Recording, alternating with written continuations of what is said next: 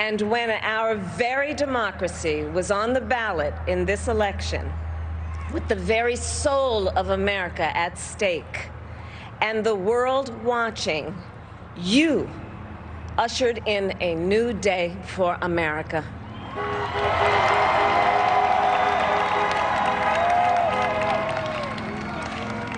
To our campaign staff and volunteers, this extraordinary team, thank you for bringing more people than ever before into the democratic process. And for making this victory possible. To the poll workers and election officials across our country who have worked tirelessly to make sure every vote is counted, our nation owes you a debt of gratitude.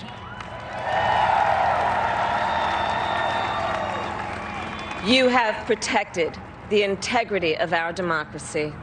And to the American people who make up our beautiful country, thank you for turning out in record numbers to make your voices heard.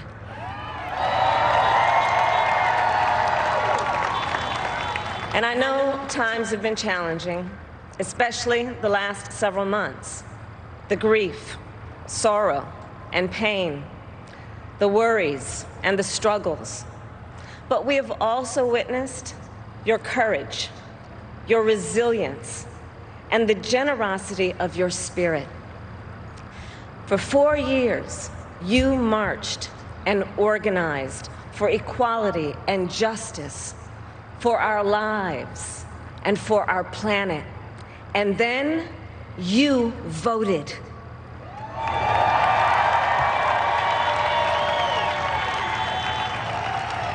And you delivered a clear message.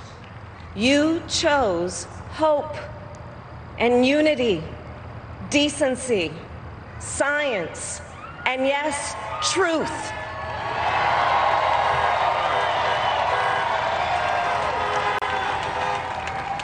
You chose Joe Biden as the next president of the United States of America.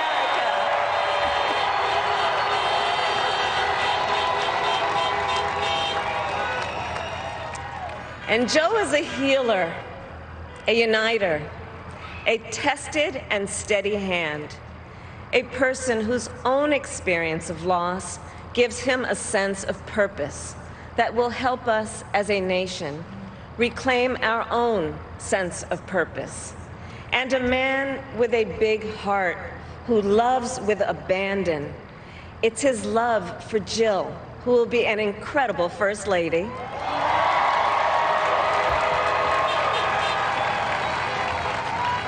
It's his love for Hunter and Ashley and his grandchildren and the entire Biden family.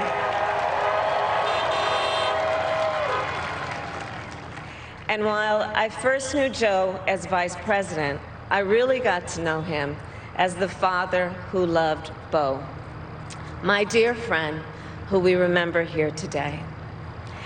And to my husband, Doug,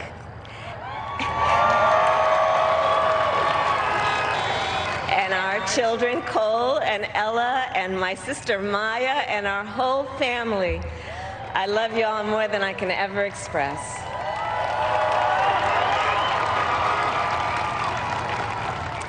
We are so grateful to Joe and Jill for welcoming our family into theirs on this incredible journey.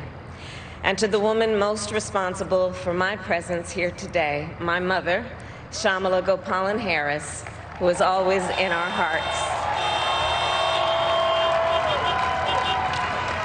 When she came here from India at the age of 19, she maybe didn't quite imagine this moment, but she believed so deeply in an America where a moment like this is possible. And so I am thinking about her and about the generations of women, Black women,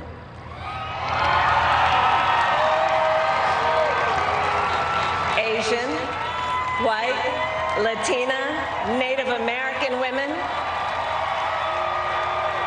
who throughout our nation's history have paved the way for this moment tonight.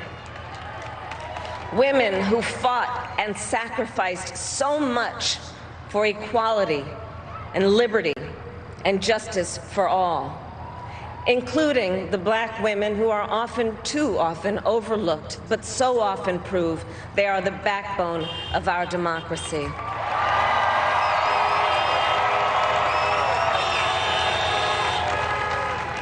All the women who have worked to secure and protect the right to vote for over a century, 100 years ago with the 19th Amendment, 55 years ago with the Voting Rights Act, and now in 2020 with a new generation of women in our country who cast their ballots and continued the fight for their fundamental right to vote and be heard.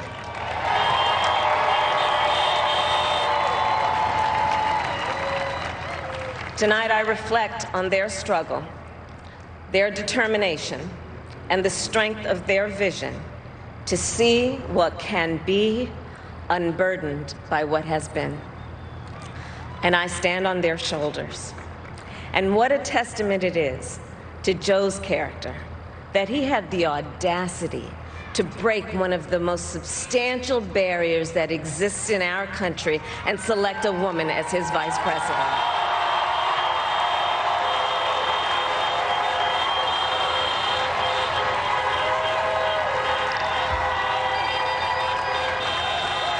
But while I may be the first woman in this office, I will not be the last.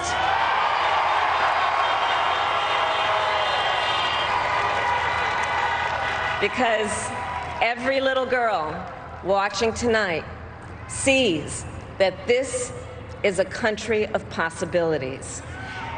And to the children of our country, regardless of your gender, our country has sent you a clear message. Dream with ambition, lead with conviction, and see yourselves in a way that others may not, simply because they've never seen it before. But know that we will applaud you every step of the way.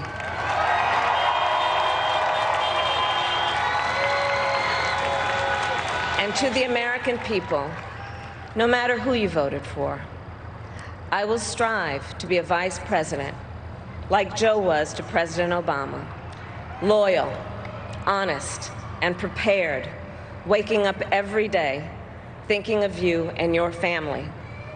Because now is when the real work begins, the hard work, the necessary work, the good work, the essential work to save lives and beat this epidemic, to rebuild our economy so it works for working people, to root out systemic racism in our justice system and society, to combat the climate crisis, to unite our country and heal the soul of our nation.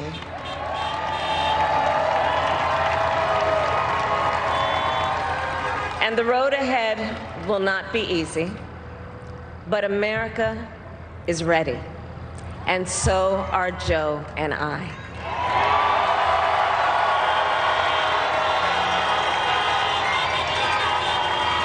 We have elected a president who represents the best in us, a leader the world will respect and our children will look up to, a commander-in-chief who will respect our troops and keep our country safe, and a president for all Americans.